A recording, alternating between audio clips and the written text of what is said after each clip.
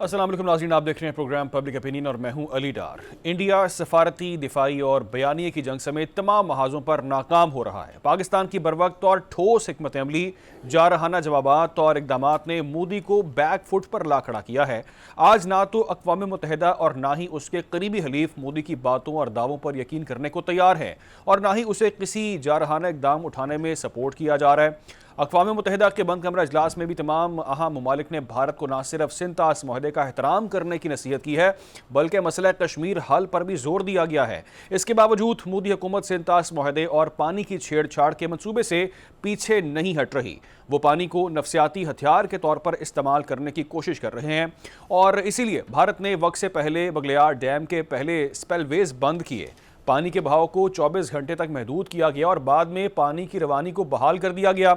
भारत पाकिस्तान को पानी के मसले पर गुस्सा दिलाने की कोशिश में है, लेकिन पाकिस्तान की जानिब से यह वाजे कर दिया गया है कि हमारी तरफ से किसी भी मामले में पहल नहीं की जाएगी, लेकिन जवाबी इकदाम उठाने में देर भी नहीं की जाएगी। दूसरी जानिब आज मुल्क में तमाम सियासी क़यादत की नज़रें भारत के साथ साथ सुप्रीम कोर्ट पर भी मरकूज रहीं, क्योंकि आज सुप्रीम कोर्ट में मखसूस नशिस्तों के केस पर नज़रसानी की अपील पर समाअत हुई है। इस समाअत के दौरान आईनी बेंच ने फ्रीकैन को नोटिस जारी करते हुए अपील को मंजूर कर लिया है। साथ में ही फैसले पर अमल दरामद ना करने पर इलेक्शन कमीशन के खिलाफ तौहीन अदालत केस की समाअत भी कल के लिए मुकर्रर कर दी गई है।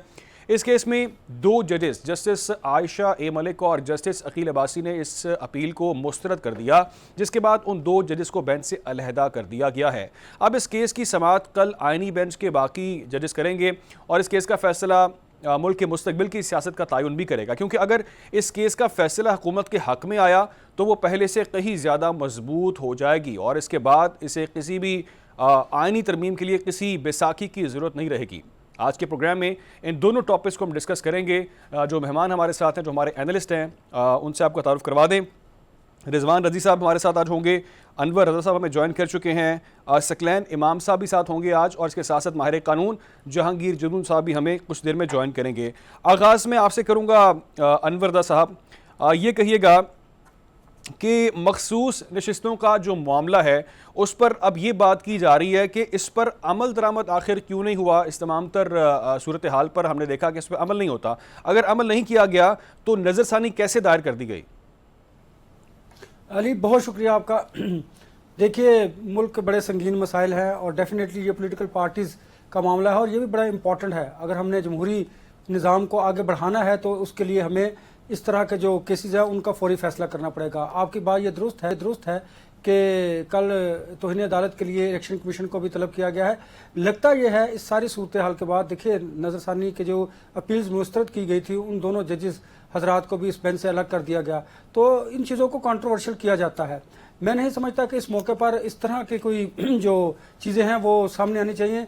मामला सब जुडिस है, इस पर खुलकर बात भी नहीं की जा सकती। इलेक्शन कमीशन को भी नोटिस कर दिए गए हैं, मुतलका जो फ्री कैन है उनको नोटिस सर्व कर दिए गए हैं। कल अब इस केस की जब समाअत होगी तो इसकी मेरिट डीमेरिट्स को डिस्कस किया जाएगा कि आखिर जो केसेस का फैसला था वो क्यों नहीं किया गया और उस पर अमल दरामद क्यों नहीं किया गया। इस अमल दरामद के हवाले से इलेक्शन कमीशन भी जवाब देगा अपना, और जो पाकिस्तान तहरीक इंसाफ के वकील हैं वो भी बात करेंगे, हुकूमत की तरफ से भी बात की जाएगी। देखिए, इस मामले को कहीं ना कहीं तो बैठना है, हल होना है। सुप्रीम कोर्ट इसको जल्द अगर हल कर देगा तो मैं समझता हूँ कि जो पोलिटिकल पार्टीज़ के दरमियान हिजानी कैफियत है वो भी ख़त्म होगी। आइन और रूल की बात जो की जाती है उसका भी फैसला हो जाएगा कि मुल्क में आइन और कानून है। और जो बात आपने की थी कि हुकूमत मज़ीद मजबूत होगी, देखिए ये फैसला आने के बाद ही होगा। कम से कम आपको अपना हाउस तो मुकम्मल करने की बात है ना, और ये जो चहमगोइयाँ हो रही हैं, जो सियासत की जा रही है इस तरह के इश्यूज़ को लेकर के, उसको भी ख़त्म किया जाना चाहिए। तो देखते हैं अब कल जब नोटिस के बाद इलेक्शन कमीशन अपना क्या जवाब देता है कि उन्होंने क्यों कर फैसले पर अमल दरामद नहीं किया, और जो पोलिटिकल पार्टीज है वो क्या कहती हैं। पाकिस्तान तहरीक इंसाफ तो बहुत इस मामले को लेकर के पॉजिटिव है कि वो उनके हक में फैसला आएगा और हुकूमत भी इसी तरह देखती है। लेकिन देखिए, इस सारी सिचुएशन को हमने देखना कैसे है कि इस तरह के जो केसेस हैं वो सवालिया निशान बन जाते हैं अगर उसमें डिले किया जाए। मैं समझता हूं कि सुप्रीम कोर्ट को अब इस फैसले को देखना चाहिए। ज़ाहिर है वो सुप्रीम कोर्ट हम डिक्टेट तो नहीं कर सकते। हम तो ये अर्ज कर रहे हैं कि जो तमाम तर पोलिटिकल पार्टीज हैं, जो सियासत है वो इसके गिर्द घूम रही है, उसको अब हल होने की जरूरत है। पार्लियामान को भी मुकम्मल होने की जरूरत है। जब इन नशिस्तों का फैसला हो जाएगा तो डेफिनेटली पार्लियामान भी मुकम्मल होगा और जो सेनेट का इंतखाब है वो भी अमल में आएगा। जो KPK की नशिस्तें हैं, जो रुका हुआ है मामला, देखिए जब पार्लियामान मुकम्मल होगा तो मैं समझता हूं कि इस ये कम से कम एक इशू तो कंप्लीट हो जाएगा। देखिए अब कल इस मामले पर दलाइल दिए जाते हैं, नोटिस में क्या कहा जाता है, इलेक्शन कमीशन का क्या जवाब आता है, उसके बाद कल जवाब इंपॉर्टेंट होगा। रदी साहब, मैं आपकी तरफ आऊंगा, ये कहिएगा कि मखसूस नशिस्तों का जो मामला है उस पर अमल दरामद क्यों नहीं हुआ उन फैसलों पर, और ये साथ में ये भी बता दें कि नजरसानी किस तरह से फिर दायर हो गई, थोड़ा सा जरा क्लियर कर दें। देखिए, ये सवाल तो आज जजेस की तरफ से भी पूछा गया और उन्हें बताया गया कि पार्शली इस फैसले के ऊपर अमल दरामद हुआ है, अगरचे जज साहिबान ने पार्शली अमल दरामद के ऊपर अपने अदम एतमाद का इजहार किया है। बेंच के अंदर वो अभी बैठे हुए हैं जज साहिबान, जो 11 रुकनी बाकी बेंच बचा है, 13 रुकनी बेंच था, 2 इसमें से उठ गए हैं ये राय दे के कि हम इसको काबिल पजीराई नहीं समझते कि इसके ऊपर मज़ीद समाअत की जाए, जबकि 11 का ख्याल था कि दरख्वास्तें काबिल पजीराई हैं। ये पाकिस्तान मुस्लिम लीग नून की दरख्वास्तें हैं नज़रसानी की जो आई हैं, और इसके अंदर जो है बाकी पार्टियां भी हैं, पीपल्स पार्टी भी है इसके अंदर और इलेक्शन कमीशन भी है, लेकिन जिस तरतीब से वो दरख्वास्तें दायर की गई थी उसी तरतीब से चूँकि अदालत उज़्मा जो है वो समाअत कर रही है, तो पहले पाकिस्तान मुस्लिम लीग नून की दरख्वास्त सुनी गई है, फिर पीपल्स पार्टी के मेरा ख्याल है वकील ने दलाइल दिए हैं, और अभी बाकी फ्रीकैन में से कोई ना कोई इनमें से या तो आर्गूमेंट अडॉप्ट कर लेंगे या कोई अजाफी नुक्ता होगा तो वो अर्ज़ कर देंगे। और ये जो तौहीन अदालत का मुकदमा है कि फ़ैसले पे अमल दरामद ना करने का, इसमें नोटिस जारी हुए हैं फ्रीकैन को, लेकिन साथ में अदालत ने ये बात क्लियर की, वाज़े की कि ये तौहीन अदालत में दरख्वास्त में नोटिस नहीं है, वैसे उनको तलब किया जा रहा है अदालत की मामलत के लिए, मतलब क्योंकि तौहीन अदालत की दरख्वास्त में तलब करने का मतलब तो कोई और निकलता है ना, तो इसलिए बहरहाल ये अदालत का मामला था, अदालत पे वापस पहुंचा है। PMLN ये पॉइंट लेके अदालत में गई है कि जो फरीक अदालत में आया ही नहीं था और जो उसने इस्तदा ही नहीं की थी, वो इंसाफ या वो रिलीफ अदालत उज़्मा कैसे फराहम कर सकती है, ये बुनियादी नुकता है, क्योंकि PTI उसमें फ़रीक नहीं थी, उसमें सुन्नी इत्तेहाद कौंसिल फ़रीक थी। अगर वो नशिस्तें मिलना थी तो सुन्नी इत्तेहाद कौंसिल को मिलना थी, लेकिन वो PTI को दे दी गई। तो बहरहाल देखिए, अब ये मुकदमा डे टू डे बुनियाद के ऊपर चलेगा और इसमें जजेस की ऑब्जर्वेशन भी आएंगी, देखते हैं मुकदमा किस तरफ जाता है। राइट, मैं सकलैन इमाम साहब आपकी तरफ आऊँगा, उसके बाद फिर जहांगीर जदून साहब भी में ज्वाइन कर चुके हैं, उसके बाद उनका हम ज़रा इस पर एक्सप्लेन्ड एनालिसिस लेंगे। सकलैन साहब, ये कहिएगा कि आपके ख्याल से ये जो मखसूस नशिस्तों का मामला है, इस पर अमल दरामद पार्शली हुआ है या हुआ नहीं है, आपकी क्या अंडरस्टैंडिंग है? बात बड़ी वाज़ेह है कि एक फ़ैसला सुनाया गया सुप्रीम कोर्ट की जानिब से, उस फैसले पर अमल दरामद नहीं हुआ।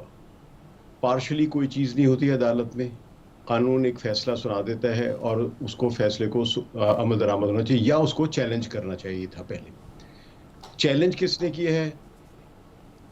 इलेक्शन कमीशन ने उस वक्त नज़रसानी करके या उसको चैलेंज किया। अब मतलब मैंने आज तक नहीं सुना है कि एक लोअर जुडिशरी में कोई फ़ैसला हो और उसके ख़िलाफ़ अपील हो और वो अदालत निचली जज वाला, जो नीचे जज जिसने फैसला सुनाया था, वो जाके ऊपर चला देती आप मुझे भी फरीक बना लें आप, या हाई कोर्ट ने एक फ़ैसला सुनाया हो और हाई कोर्ट के फैसले के ख़िलाफ़ अपील हो और सुप्रीम कोर्ट में अपील लग जाए और वहाँ पे हाई कोर्ट का जज या chief justice of Lahore high court या किसी भी हाई कोर्ट का जज जाके सुप्रीम कोर्ट में फरीक के तौर पे जाके बैठ जाए कि जनाब मुझे भी सुने। तो जब इलेक्शन कमीशन ने इस किस्म का एक फ़ैसला सुनाया, तो उस फैसले पर जब सुप्रीम कोर्ट ने फैसला दे दिया तो इलेक्शन कमीशन का काम ही नहीं है कि उसको चैलेंज करे। लेकिन क्योंकि पाकिस्तान में ख़ास किस्म की अदालती सतह पे सियासत हो रही है, मुल्क की सतह पे एक सियासत हो रही है, अदालतों को मैनिपुलेट किया जा रहा है, लिहाजा हम एक normal way of conduct of judiciary नहीं देख रहे हैं। और अब उस वजह से ये फैसला क्योंकि सियासी नौइयत का है और इसमें सियासी ताकत बदल जाती है, जैसा कि अभी आपने भी फरमाया और अनवर रज़ा साहब ने फरमाया कि अगर ये फैसला हुकूमत के हक़ में आता है तो उनको फिर आइन में तरमीम के लिए किसी की मदद की ज़रूरत नहीं होगी। तो ज़ाहिर है ये उस ताकत को के हुसूल के लिए सारी कोशिशें हैं, ये इंसाफ या अदल या कानून की बालादस्ती के लिए नहीं की जा रही है। और उसी का नतीजा ये है कि आज जो सुप्रीम कोर्ट बैठी हुई है, ये वो सुप्रीम कोर्ट नहीं है जो 2023 में थी या 2024 में थी, ये 2025 की है, जिसमें 26वीं आईनी तरमीम के बाद इसकी हैसियत कतई तौर पे बदल चुकी हुई है। आज ये एक आईनी मसला जो है सुप्रीम कोर्ट के बजाय एक सुप्रीम कोर्ट के एक बेंच के पास जाता है, फिर उसके बाद सुप्रीम कोर्ट एक फुल बेंच बना सकती है। और मतलब ये कि एक सुप्रीम कोर्ट खुद एक दो धड़ों में तकसीम सिर्फ गिरोही तौर पर ही नहीं है, इदारती सतह पे भी, यानी इदारे भी तकसीम हो गए हुए। एक आईनी बेंच है जो कि एक आईनी अदालत ही समझिए कहीं उसे अमली तौर पे, क्योंकि उसके इख्तियारात को सुप्रीम कोर्ट जो है वो चैलेंज नहीं कर सकती, ना उन पर कोई हेयरिंग कर सकती है। तो अब आपकी अदालतें तकसीम हैं, सियासी तौर पे भी, आईनी इदारों के तौर पे भी। तो उसमें वो हम पुरानी किस्म की अदालतों का जो तस्वुर था वो अब नहीं है। अब इसमें जो इस्टेब्लिशमेंट की या इंतजामिया की जो मनूवरेबिलिटी है या उसको तब्दील करने की या इन्फ्लुएंस करने की जो ताकत है वो बहुत ज्यादा है, और इसका हमने असर अभी देख लिया हुआ है। राइट।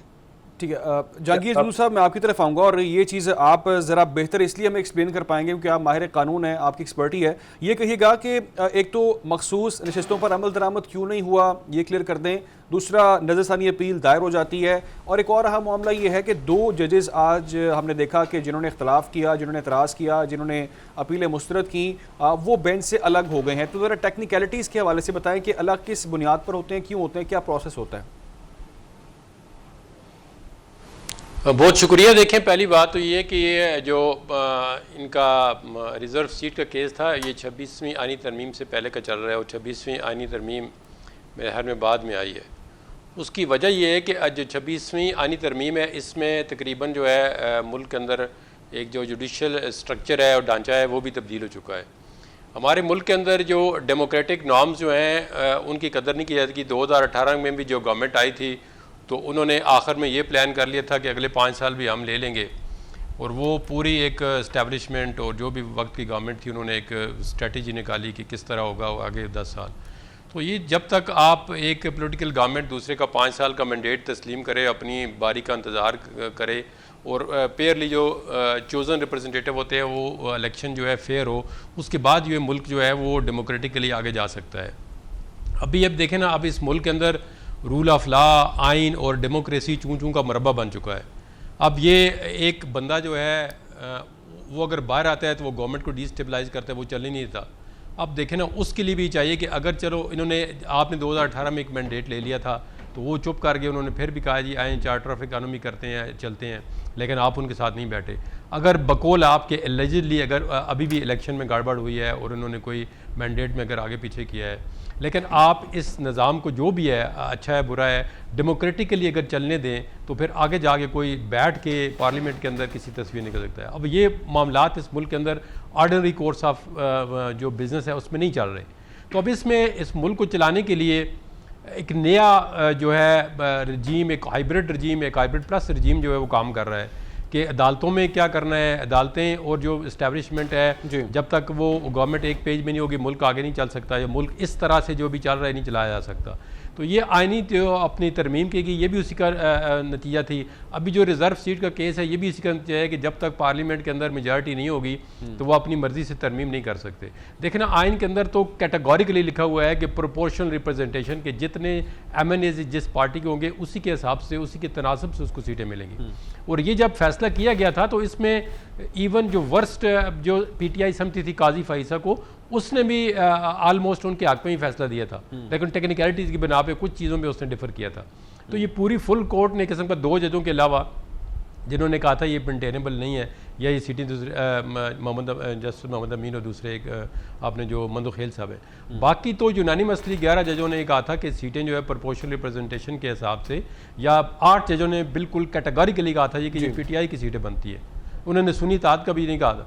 अब इसमें देखें ना, अगर सीटें आपकी पार्टी की 10 हैं तो प्रोपोर्शन के हिसाब से अगर आपको 2 सीटें आती हैं तो आपको 8 या 5 या 7 सीटें किस तरह मिलेंगी, इसका कोई कुलिया मौजूद नहीं आइन में। हो सकता है ये आइन में तरमीम कर लें, इसके बाद अगर ये सीटें इनको मिल जाती हैं, और इस आइन में एक ये भी तरमीम हो सकती है कि ये असम्बली जो है आइंदा 10 साल के लिए चलती रहेगी गवर्नमेंट, तो ये हो सकता है, पॉसिबल है। राइट, ये भी सवाल मेरा था, ये भी ऐड कर लें कि जो 2 बेंच से अलग किए गए हैं जजेस, उनकी टेक्निकलिटीज़ क्या होती हैं, वो किस बुनियाद पर होते हैं? ये मैं आपको बताता हूँ। जी, वो अब देखें ना, तो अगर आपके पास पार्लियामेंट के अंदर मेजॉरिटी आ जाती है, चाहे जिस तरीके से भी आप ले लेते हैं, पाकिस्तान के अंदर, पूरी दुनिया के अंदर देखें, जो माइट इज़ राइट है ना, वो ज़्यादातर जो है जब एक कानून जो है, ताकत तो कानून की होती है, लेकिन मुशाहदे में जो बाज़ औक़ात ऐसी बातें आ जाती हैं कि जिनके पास ताकत होती है वो वक्ती तौर पे कानून के पर हैवी हो जाते हैं। इसमें आप दुनिया की मिसालें ले सकते हैं।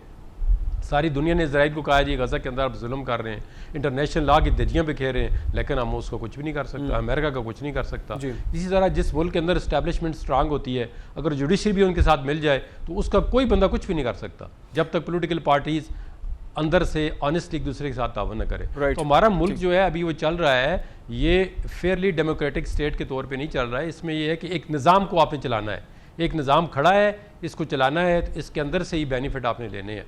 तो उसमें अब ये आपने बेंच की कंपोजिशन में बात की है कि अगर 2 मेंबर जो मज़द मेंबरान जो है वो बेंच से अपनी राय दे के वो कहते हैं हम इस बेंच का हिस्सा नहीं होना चाहते, तो इसमें बेशुमार मसाले ऐसी हैं, तो वो अभी बेंच जो है वो दोबारा रिकॉन्स्टिट्यूट हो जाएगा। अब देखते हैं कि वो 11 मेंबर्स चलाते हैं। अब अगर उन्होंने कह दिया जी कि ठीक है हमने हमारा यही फैसला है, तो फिर इसको इस 13 मेंबर में इंक्लूड कर लेंगे। अगर वो कहते हैं जी हम इस बेंच में कंटिन्यू नहीं करना चाहते, हम अलहदा होना चाहते हैं, तो ये बेंच जो है वो नया भी माज जा सकता है। आपको पता है पनामा केस के अंदर जब 5 मेंबर का बेंच था तो 2 जजों ने डे फर्स्ट से कह दिया था जी कि मियां नवाज शरीफ डिसक्वालीफाई हैं, हम इस केस क्यों नहीं सुनना चाहते। फिर उन्होंने एक ड्रामेटिकली अंदाज में केस सारा 3 जजों ने सुना और आके 5 जज बैठ के फिर उन्होंने उस बेंच को भी अदालतों ने मान लिया। तो इस मुल्क के अंदर बड़ी अजीब चीज़ें होती रहती हैं। अब ये देखते हैं कि कल जो है नया बेंच आईनी बनता है या 11 मेंबर बेंच जो है ये कंटिन्यू। ठीक है, एक ब्रेक लेनी है, उसके बाद फिर डिस्कस करते हैं दोबारा चीज़ों को। यहाँ पर वक्त ब्रेक है, हमारे साथ रहें। वेलकम बैक नाज़रीन, बात कर रहे हैं मखसूस नशिस्तों के मामले पर, और इस पर जब बात होती है मखसूस नशिस्तों की तो इलेक्शन कमीशन की बात सबसे पहले हम करते हैं। अनवर रज़ा साहब, मैं आगाज़ आपसे करूंगा इस इलेक्शन कमीशन के मामले का। वो इसलिए करूंगा क्योंकि इलेक्शन कमीशन के बारे में अक्सर ये बात की जाती है जी ये तो बी टीम है, ये तो हमेशा से पार्टी बन जाती है। अब भी बात की जा रही है कि ये इनका काम था कि फ़ैसले पर अमल दरामद करवाया जाता, लेकिन इनका रवैया दुरुस्त नहीं है, ये फ्री क्यों बनते हैं? क्या आइनी इदारे पर ऐसी बातें होनी चाहिए? देखिए अली, हमारे यहाँ अनफॉर्चुनेटली ऐसा ही होता है कि किसी एक फ्रीक के अगर हक में कोई फैसला आता है तो वो इदारों को बड़ा अप्रिशिएट करता है, और अगर किसी के खिलाफ आता है तो वो उसकी बड़ी तनकीद करता है। इलेक्शन कमीशन के हवाले से अगर हम बात करें तो देखिए, एक तो बात यह है कि हुकूमत और अपोजिशन ने चीफ इलेक्शन कमिश्नर के नए तकर्रुर भी करना है, जो अनफॉर्चुनेटली नहीं हुआ। तो पुराने चीफ कमिश्नर जो है वो अभी तक अपने ओहदे पर बराजमान है। दूसरी बात, इलेक्शन कमीशन का ये एतराज़ है कि ये जो फैसला है हमें मुकम्मल तौर पर सुना ही नहीं गया, और हमने जो केस प्लीड किया हुआ था उसको सही तरह देखा ही नहीं गया। लिहाजा इसलिए हम नज़रसानी में गए हैं कि हमने जो फैसला किया था उस पर उसको पहले देखा जाए, इसलिए वो नज़रसानी अपील में गए हैं। आप देखिए कि अगर इदारों, वो भी एक आइनी इदारा है, और अगर वो समझते हैं कि उन्होंने जो फैसला किया था उसकी सही तशरीह नहीं की गई सुप्रीम कोर्ट में, तो ये उनका आइनी और कानूनी हक है कि वो नज़रसानी अपील फाइल करें। अब नज़रसानी अपील पर जो जजेस के एतराज़ात हैं वो अपनी जगह पर मौजूद, लेकिन हमारे यहाँ इस तरह के जो पोलिटिकल केसेज हैं वो एक सियासत की नज़र हो जाते हैं, और शायद उस पर उस तरह मेरिट पर फैसला नहीं किया जाता जिस तरह होना चाहिए। ये हमारी एक राय है, मुमकिन है ये दुरुस्त भी ना हो, लेकिन देखिए इस तरह से होता क्या है, आपका जो जमहूरी निज़ाम हुकूमत है उस पर उंगलियां उठाई जाती हैं, और ना सिर्फ मुल्क के अंदर, मुल्क के बाहर भी आपके जुडिशरी के निज़ाम को चैलेंज किया जाता है। फिर आप जुडिशरी की नंबरिंग देख लीजिए, और सबसे बड़ी अली बात कि जो लोअर अदालतें हैं, छोटी अदालतें हैं, सिविल कोर्ट्स हैं, उसमें ज़रा आप चले जाइए, वहाँ पर जो निज़ाम अदल है वो किस तरह लोगों को मिलता है, ये भी एक सवालिया निशान है। फिर आप देखिए इस तरह के पोलिटिकल केसेस तो फौरी तौर पर लग जाते हैं, लेकिन जो बरसों से केसेस होते हैं लोगों के, उनको नहीं देखा जाता, उनको एंटरटेन नहीं किया जाता। आईनी अदालत का मकसद क्या था कि जो पोलिटिकल केसेस होंगे वो उनको देखे जाएंगे। अब ये आईनी अदालत है या आईनी बेंच है? अच्छा चलिए, अगर कोई इसके फैसले को किसी ने चैलेंज करना हो तो वो क्या सुप्रीम कोर्ट के फुल कोर्ट में किया जाएगा? ये सवाल भी अपनी जगह पर मौजूद है। जहांगीर जदून साहब, इस हवाले से भी काइंडली जरा आगाह कीजिएगा। देखिए ये बहुत सारे लेकुनाज हैं जिनको दुरुस्त करने की जरूरत है। अगर आप इसी तरह अपने मकासद के लिए या मुल्क को इसी तरह अगर आपने चलाना है तो फिर इदारे बेतौकीर होते चले जाएंगे। और सकलैन साहब, do you agree with that? आप इससे इत्तेफाक करते हैं? और ये भी साथ बताएं कि केपी का इलेक्शन जो था सेनेट का, वो भी स्केड्यूल नहीं हुआ, सानी निस्तर वहाँ से मुस्ताफ़ी होती है, उसके बाद अब तक कोई इसका स्केड्यूल सामने नहीं हमारे आया। दूसरी जानिब ताज हैदर की वफात होती है तो वहाँ पर स्केड्यूल भी सामने आता है। यहाँ पर भी इलेक्शन कमीशन के रोल पर बात तो हो रही है। मैं बहुत के साथ इख्तलाफ करूंगा अनवर रजा साहब से जो उन्होंने फरमाया है। इलेक्शन कमीशन का कोई हक नहीं है कि वो ये दरख्वास्त दायर करे कि मेरे दलाइल क्यों नहीं सुने गए। कोई भी निचली, क्योंकि इलेक्शन कमीशन एक क्वासी जुडिशियल इंस्टीट्यूशन है, ये एक ऐसी अदालत नहीं है कि जो बिल्कुल ही सुप्रीम कोर्ट के पैरेलल समझी जाए। सुप्रीम कोर्ट बहरहाल सुप्रीम कोर्ट है, वो अलग बात है सुप्रीम कोर्ट की किस तरह हड्डियां और ढांचा तोड़ के रख दिया गया। जहांगीर जदू साहब ने बड़ी सही बात की कि जिस किस्म का चूचू का मुरब्बा बना दिया गया अदालती निज़ाम को, ये बड़ा काबिल अफसोस है। और उससे अदालत की जो आज़ादी है वो बहुत बुरी तरह मुतासर हुई है। तो एक तो ये सुप्रीम कोर्ट की हैसियत है। दूसरी ये कि जो इलेक्शन कमीशन है ये सबॉर्डिनेट इदारा है, और ये हमने माजी में कई मरतबा देखा है, एक बार नहीं कई मरतबा। बस अब जस्टिस फखरुद्दीन जी इब्राहिम इसके चेयरमैन रहे हैं, और वो जब सुप्रीम कोर्ट के सामने पेश होते थे तो हमेशा साहिल की तरह ही पेश हुए हैं। कभी ये नहीं कहा आपने मेरे फैसले को कैसे चैलेंज कर दिया या बदल दिया। तो उन्होंने सुप्रीम कोर्ट के हर फैसले की तायीद की और उसको तस्लीम किया। जहाँ पे ज़रूरत पड़ी उन्होंने अपने दलाइल दिए, इससे आगे नहीं। लेकिन जब इलेक्शन कमीशन एक क्वासी जुडिशियल इंस्टीट्यूशन के तौर पे या कोई भी निचली अदालत का फैसला जब सुपीरियर कोर्ट में जाता है, तो वहाँ पे निचली अदालत या निचली कोई क्वासी जुडिशियल इंस्टीट्यूशन है, वो जाके ये नहीं कहते कि आपने हमारा फैसला नहीं सुना या राय नहीं सुनी। भाई उन्होंने सुनी होगी, एक तो नंबर एक। दूसरी कि अगर उन्होंने नहीं भी सुनी है, आप ये कंप्लेंट नहीं कर सकते इस बुनियाद पे।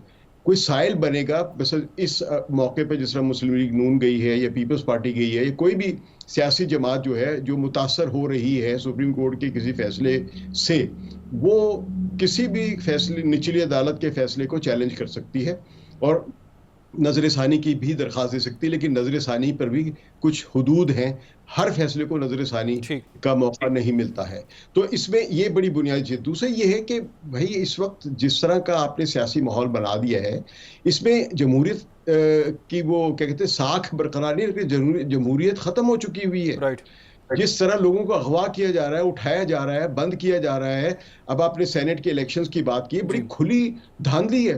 फिर जब असम्बलियां डिसॉल्व हुई हैं, उनके 90 दिनों में इलेक्शन नहीं हुए, आपकी मुसलसल तारीख चली आ रही है। इसी इलेक्शन कमीशन ने एक पार्टी को इलेक्शन सिंबल नहीं दिया, एक बड़ी ही फ्लिम्सी रीजन पे।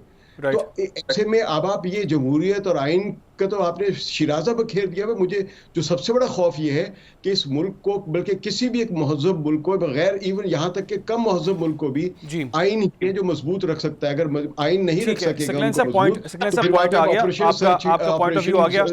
का ऑपरेशन सर्च ही सिर्फ करके मैं वापस आता हूँ आपकी तरफ। सकलैन साहब, मैं चाहूंगा रदी साहब आप इस पर रिस्पॉन्ड करें। एक तो इलेक्शन कमीशन की बात करें, क्विकली रिस्पॉन्ड कीजिएगा इलेक्शन कमीशन के ऊपर, और दूसरा ये कहिएगा कि मखसूस नशिस्तों का फैसला अगर तो बरकरार रहता है तो फिर सूरत हाल क्या होगी, अगर फैसला रिवर्स हो जाता है तो फिर क्या सिचुएशन होगी? देखिए, इस वक्त 27वीं तरमीम की जो गूंज है वो इस्लामाबाद की फ़िज़ाओं के अंदर सुनी जा सकती है, और मेरे से ज़्यादा अनवर रज़ा को सुननी चाहिए थी और उन्हें बताना चाहिए था। लेकिन अनवर रज़ा साहब चूँकि आज गए हुए थे एक जगह पे ब्रीफिंग लेने, इस्लामाबाद में कोई पारा जगह है, वहाँ पे इनको सिक्योरिटी के हवाले से ब्रीफिंग दी गई है, तो इसलिए ये उस तरह की बात नहीं कर रहे। तो इस वक्त जो बात मोहतरमा बेनज़ीर भुट्टो साहिबा ने कही थी और जो बाद में PMLN ने मानी थी कि हमें आइनी कोर्ट अलग होनी चाहिए सुप्रीम कोर्ट के लेवल के ऊपर, ताकि वो इस तरह के सियासी मामला सुने, मुझे लगता है 27वीं तरमीम के अंदर शायद इस तरह की कोई बात हो। और अब ये तय होगा कि मखसूस नशिस्तों का इतलाक़ के बग़ैर वो 27वीं तरमीम होने जा रही है, या मखसूस नशिस्तों के पहले फ़ैसले को इतलाक़ करके ये होने जा रही है। ये तो है जो कि इस वक्त ग्राउंड लेवल की सिचुएशन है। जहाँ तक इलेक्शन कमिश्नर की बात है, इलेक्शन कमिश्नर जो है वो मौजूदा साबका अपोजिशन ने, साबका हुकूमत और मौजूदा अपोजिशन ने, हुकूमत उस वक्त की अपोजिशन और मौजूदा हुकूमत के साथ मिलकर लगाया था, और वो एक कॉन्स्टिट्यूशनल बॉडी है। और ये भी आर्गूमेंट एग्जिस्ट करते हैं कि उनके मामलात के अंदर सुप्रीम कोर्ट को भी मुदाखलत करने से रोका जाए, और शायद इसीलिए माजी के अंदर वहाँ पे सुप्रीम कोर्ट के या हाई कोर्ट के रिटायर्ड जज साहिबान को ही लगाया जाता रहा है। नए इलेक्शन कमीशन की तकर्री या इसकी तोसी का मामला जो है वो भी लीडर ऑफ द अपोजिशन और लीडर ऑफ द हाउस जो है दोनों ने मिल के तय करना है, और उसके लिए वक्त तेज़ी से गुजरता जा रहा है, और वो मतलब कि ऐसे ही बस कंटिन्यू कर रहे हैं, अदरवाइज तो उनको कंटिन्यू नहीं करना चाहिए। राइट। जदून साहब क्विकली रिस्पॉन्ड कीजिएगा कि अगर फैसला ये आता है कि फैसला रिवर्स हो जाता है तो फिर 27वीं और 8वीं तरमीम जो 28वीं तरमीम है उसके इम्कानात क्या 26वीं और होंगे? 27वीं। जी 26वीं और 27वीं तरमीम है, उसके इम्कानात क्या होंगे और उसके असरात क्या होंगे फिर? देखें, जिन्होंने तरमीम करवानी है वो करा लेंगे, चाहे फैसला इधर हो या उधर हो। लेकिन अगर वो सीटें दूसरी पार्टी को मिल गई तो फिर इजी हो जाएगा, नहीं तो फिर वो फैज़ हमीद वाला काम होगा कि जी हम में आते तो नहीं थे, हमें लाया गया है। तो वो कोई नामुमकिन काम नहीं है। तरमीम जो करना चाहें वो हो जाएगी। 26वीं लोग कह रहे थे नहीं होती, या 26वीं तरमीम में हो गई है। असल देखें ना, आपका जो क्वेश्चन है वो है इलेक्शन कमीशन के बारे में। जी। तो इलेक्शन कमीशन जो है बतौर आइनी इदारा जो है अपना काम सर अंजाम देने में मुकम्मल तौर पे कम्प्लीटली फ़ेल हो चुका है। और ये 26वीं तरमीम का जो बेनिफिशरी है इलेक्शन कमीशन, देखिए ना, आप मैंने अभी आपको कहा नहीं, मैं आपको मजाक की बात नहीं की है कि अगर आप एक बंदे का टेन्योर 5 साल का है, उसको कहते हैं जी अगले के आने तक आप कंटिन्यू करें, तो यही तरमीम अगर आप असम्बली के लिए कर देंगे कि अगली जब असम्बली नहीं आएगी तो ये असम्बली कंटिन्यू करेगी, तो ये भी तो तरमीम हो सकती है। तो ये फिर सिस्टम जो है अगले हो सकता है 7 साल के लिए चले, हो सकता है 8 साल के लिए। अब इलेक्शन कमीशन जो है उसका टेन्योर पूरा चुका है, 2 मेंबर जो हैं सिंध के और पंजाब के, उनका भी पूरा चुका है, अब वो चल रहे हैं। भाई इस मुल्क के अंदर कानून कहाँ पे, आइन कहाँ पे है? अपनी मर्जी जब चाहें जुडिशरी और इस्टेब्लिशमेंट अपनी मर्जी करके जो मर्जी कर लें। हम जो है इधर अवाम जो है ये भेड़ बकरियों का, इनको अगर आप, वो भी किसी ने बात की है तो अभी कोई खुल के बात करे, मीडिया पे पीका एक्ट लगा दिया है, उसको उठा के ले जाते हैं, पता ही नहीं चलता फिर कोई कहाँ से बरामद हो रहा है, कहाँ से बरामद। यहाँ पे इंसान जो है उसकी ज़िंदगी जो है या उसकी लाइफ जो है, अगर वो अपने ख्यालात का खुल के इजहार करते हैं तो वो बचनी भी मुश्किल है और बचानी भी मुश्किल है, और फिर रेस्क्यू के लिए कोई भी नहीं आ सकता। राइट। एक बहुत यहाँ मामला है, दूसरा मैं कता कलामी की माजरत चाहूँगा, एक बहुत यहाँ मामला है भारतीय आबी जाहिरियत के हवाले से, उस पर बड़ी ज़रूरी हमने डिस्कशन करनी है, लेकिन यहाँ पर एक वक्त है ब्रेक का। ब्रेक के बाद बात करेंगे। दरियाए चनाब के पानी में उतार चढ़ाव का मामला है, ये मामूल की बात है या छेड़छाड़ की जा रही है, इस पर बात करेंगे। ब्रेक के बाद हमारे साथ रहें। Welcome back. बात करेंगे भारतीय आबी जाहिरियत के हवाले से। नाज़रीन, दरियाए चनाब के हवाले से बात हम ये कर रहे थे कि दरियाए चनाब के पानी में उतार चढ़ाव देखा जा रहा है। अब ये क्या कोई मामूल की बात है या गैर मामूली ये चीज़ हमारे सामने आ रही है, इस पर हम डिस्कस करेंगे। रिजवान रजी साहब, ये मामूल की चीज़ है ये जो उतार चढ़ाव पानी में हो रहा है दरियाए चनाब के, या इसके पीछे आपको लगता है जान के छेड़ाछाड़ी की जा रही है? देखिए, हिमालय के अंदर कुछ बारिशें इस दफ़ा गैर मौसमी हुई थी, और जिसके नतीजे में सतलुज में भी पानी आया और भारत को सतलुज में भी मामूल से पहले पानी छोड़ना पड़ा, और शायद चनाब में भी इसी हवाले से ही पानी आया है। लेकिन एक ये भी बात सुनी जा रही है कि पानी ज़ख़ीरा करने से पहले दरिया पूरी तरह खाली करके डैम को या बैराज को, उसकी बेसमेंट के अंदर जो रेत बैठी होती है उसको खारिज किया जाता है ताकि वो अच्छे तरीके से पानी स्टोर कर सके। और ये काम नॉर्मली जून के आखिर में या जुलाई के पहले 2 हफ्तों के दरमियान होता है। ये 3 दिन का प्रोसेस होता है, तो फिर से उसको ज़ीरो से भरना शुरू किया जाता है। भारत ने इस दफ़ा इस ऑप्शन को इस्तेमाल किया है, पाकिस्तान को कहने लगी कहिए कि प्रोपेगेंडा करने के लिए या पाकिस्तान को थ्रेट करने के लिए, कि उसने यानी कि मई के शुरू में ही वो खाली किया है पूरा जो बैराज के अंदर पानी था, और अब उसको भरना शुरू करेंगे वो। चले, एक हवाले से अच्छा भी हो गया। इस वक्त पंजाब के और सिंध के बेशतर इलाकों के अंदर चावल की फसल जो है वो बोई जा रही है, जिसको आपको पता है पानी की बहुत ज़्यादा ज़रूरत होती है, तो इस हवाले से उनको पानी मुयस्सर आ गया और लोगों को ट्यूबवेल नहीं चलाना पड़ेंगे। एक तो ये है, लेकिन साथ में उन्होंने जब वो ये कर रहे थे तो उन्होंने फिर प्रोपेगेंडा करना भी जरूरी समझा कि हम पानी रोक लेंगे, ये कर लेंगे। ये बुनियादी तौर पे मीडिया के ऊपर जंग हो रही है और उस जंग में आप और मैं भी घिरे हुए हैं। ठीक है। इमाम साहब ये कहिएगा, सकलानी इमाम साहब के जो भारत अभी कर रहा है, जिस तरह से उनका मौक़िफ़ सामने ही आता है कि जी बगलियार डैम जो है उसको खाली करना मकसद था, सफाई करना मकसद था, इसलिए ऐसा किया गया। लेकिन इस वक्त जो माहौल चल रहा है, जो कशीदगी चल रही है, उसमें ऐसा ये डैम की सफाई का काम करना और ये बात करना कबल अज़ वक्त, आपके ख्याल से ऐसा ही है या जान के इस तरह किया जा रहा है ताकि ज़रा मामला तो और ख़राब हो, कशीदगी बढ़े? मैं यहाँ पे रज़ी की बात से इत्तफाक करूँगा कि 2-4 मिसाइल हम चला देते हैं उधर से, और 2-4 मिसाइल उधर से अर्नब साहब जो है वो चला देते हैं। फौजें तो लड़ नहीं रही हैं, तो चले फिर इस तरह 4-5 मिसाइल चला लेते हैं और जो तबाही होगी वो मीडिया पे हम देख लेते हैं। तो बगलियार डैम के अगर डीसिल्टिंग के लिए उन्होंने किया है तो वक्त ज़रा सा पहले कर दिया उन्होंने, लेकिन इसको सिर्फ कॉन्टेक्स्ट में अगर देखें तो लगता है कि एक उन्होंने बड़ा गलत काम किया है, पानी छोड़ दिया है। जो हम आमतौर पे समझते हैं कि पानी रोक लिया या पानी छोड़ दिया, लोअर राइपेरियन जो राइट्स वाले जो होते हैं दरिया पे, उनको नुकसान पहुंचाने की कोशिश की जाती है। लेकिन अगर आप 26,000 क्यूसेक्स को देखा जाए जो पानी छोड़ा गया है, तो ये बहुत मामूली नौइयत का पानी है, क्योंकि अगर चनाब में जो कैपेसिटी है पानी को संभालने की, जिसको आप सैलाबी सूरत के करीब सिर्फ कह सकते हैं, सैलाब आना भी नहीं कहेंगे, सैलाबी, वो 5 लाख क्यूसेक वाटर की एक कैपेसिटी है जो 7 लाख तक भी जा सकती है।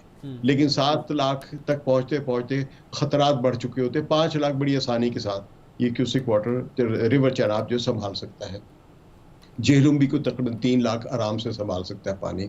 तो ये इस लिहाज से खतरा तो कुछ भी नहीं, सिफर खतरा है। लेकिन इशारे एक ऐसे होते हैं कि जब वो कोई हल्की सी भी गलत फहमियाँ या समझे कि नुकसानात की धमकियाँ दी जा रही होती हैं, तो उसमें फ़र्ज़ कीजिए अगर मेरे ख्याल में आई एब्सोल्युटली एग्री विद रज़ी कि अगर आपके चावलों को पानी मिल रहा है इसी बहाने, तो आप खुशी नहीं मना रहे हैं, आप सोचो इस मिसाइल मार दिया गया है। तो ये एक तासुर बना दिया गया है इस तरह का माहौल का। बाकी इंडिया का जो रवैया है ना मजमूई तौर पे, वो अच्छा खासा उतना ही परेशान कुन है जितना हमारी हुकूमतों पे भी परेशान कुन रहता है कि इंडस वाटर ट्रीटी सस्पेंड होना कोई तसव्वुर नहीं है। ये एक लेकिन महज अंडरस्टैंडिंग नहीं है कि इस तरह होगा और उस तरह होगा। ये एक फिजिकल रियलिटी है जिसको वो आसानी ख़त्म नहीं कर सकते। अगर ख़त्म करेंगे तो उसमें बहुत सारी जो इंटरनेशनल लीगल फोरम जो हैं वो पाकिस्तान की सपोर्ट करेंगे। और ठीक है, फोरम मौजूद है। अच्छा, इसमें अली एक बात मैं अर्ज कर दूं, अक़वाम मुत्तहिदा ने भी एक फैसला जो अभी नहीं किया है, ऐलान नहीं किया है, लेकिन जब भी ये एक एग्रीमेंट हुआ हुआ है आपके दरमियान में, जो वर्ल्ड बैंक जिसका ब्रोकर है, जिसका बैकिंग करने वाला खुद यूनाइटेड स्टेट्स ऑफ अमेरिका है, और ये सारी लास्ट फ्यू मिनट्स में मैं चाहूंगा कि आप मैं सिर्फ एक आधे मिनट की बात करना चाह रहा हूँ। चनाब को रोकना बेसिकली मोहब्बतों को रोकना है। बड़े सगीर के अंदर जो मशहूर किस्से हैं, हीर रांझा का हो, सोनी महिवाल का हो, सैती मुराद का हो, ये सारे के सारे चनाब के वकूए हैं। ये जो जदून साहब बता सकेंगे। लेकिन वैसे भी कहते हैं पानी की इतना ज्यादा पानी रोक सकता भी नहीं भारत, ये भी कहा जाता है। तो कैरेक्टर है ना कहीं ना कहीं। हाँ जी, ठीक है जदून साहब, ये कहिएगा। जदून साहब, मैं आपसे आपका कमेंट चाहूंगा, फिर अनवर रज़ा साहब से लास्ट कमेंट लूंगा। जदून साहब, ये कहें कि अगर मामला आलमी फोरम पर भारत लेकर जाता है या पाकिस्तान जाता है, तो आपको लगता है पाकिस्तान तैयार है, या कोई ऐसी बात है कि सिंताज मुआहदा रिवाइज होता है या कोई ट्रीटी 2 की बात करता है भारत, ऐसा कुछ हो सकता है? नहीं, ऐसा कुछ भी नहीं हो सकता। लेकिन देखें, जो पहलगामा का इंसिडेंट हुआ है उसके बाद र्यूमर्स या अनसर्टेनिटी बढ़ गई है। तो इसमें जो वर्ल्ड बैंक है उसको चाहिए कि अपने 1-2 ऑब्जर्वर भेज के लेटेस्ट एटलीस्ट जो है बताए कि जी इसकी करंट सिचुएशन क्या है, चाहे वो डीसिल्टिंग कर रहे हैं, पानी ज़्यादा छोड़ रहे हैं, कम छोड़ रहे हैं, कोई उनका फ्यूचर प्लान है। तो जो वर्ल्ड बैंक का एक ऑब्जर्वर मिशन है वो 1-2 बंदे जाके एक फिर रिपोर्ट तो हमें दे सकते हैं ना, बजाय से कि हम जिस तरह आपने कहा, दूसरों ने भी कहा जी कि इधर से भी बातें हो रही हैं उधर से भी। तो क्योंकि पब्लिक के लिए भी अनसर्टेनिटी होती है, जिस तरह पानी का आपने कहा है पंजाब के अंदर फसलें हैं, आगे आने वाली फसल है, या तो पानी तो आगे जो है देखें वाटर पे ही वार है, वाटर स्कैर्सिटी बहुत ज़्यादा है पाकिस्तान के अंदर पहले ही, तो मज़ीद इसमें बढ़ने का खतरा है। तो इसलिए वर्ल्ड बैंक का कोई ऑब्जर्वर मिशन जाना चाहिए। जो इंसिडेंट हुआ है पहलगामा के, उसके बाद एक फेयर रिपोर्ट दे जी कि इंडिया की कोई ऐसी इंटेंशन नहीं है, हमने ये ऑब्जर्व कर लिया है, और जो सर्कमस्टांसेस है किसी भी जो दरिया है या किसी भी बराज के, वो उनको फेयरली वो बताना चाहिए, हमें भी और उनको भी। राइट। अनवर साहब, लास्ट कमेंट कीजिएगा। ये बताइएगा कि मैं आज पढ़ रहा था कि भारत जो है ये ऑलरेडी इस मुआहदे की 30% खिलाफ वर्जी कर रहा है, यानी कि पानी 30% इसका ज़्यादा इस्तेमाल कर रहा है इस मुआहदे के अकॉर्डिंग। इस पर पाकिस्तान को पहले आवाज़ उठानी चाहिए थी, खामोश पाकिस्तान क्यों रहा? नहीं अली, पाकिस्तान खामोश कभी भी नहीं रहा। पाकिस्तान ने हमेशा अपनी बात की है, लेकिन अनफॉर्चुनेटली उनकी बात को उस तरह अहमियत नहीं दी गई। देखिए, इंडस वाटर ट्रीटी की जहाँ तक आप बात करते हैं, तो भारत को मोहब्बत में नहीं नफरत में ये सब कुछ कर रहा है। पानी छोड़ना या पानी स्टॉप करना, ये देखिए एक उनकी भी स्ट्रेटजी है। आप देखें, पाकिस्तान ने वाज़ेह तौर पर कहा कि अगर हमारा पानी रोका गया तो इसे जंग तस्वुर किया जाएगा। इंटरनेशनल जो जंग के कवानीन हैं उनकी खिलाफ वर्जी की जा रही है, इंसानी हकूक़ की खिलाफ वर्जी की जा रही है।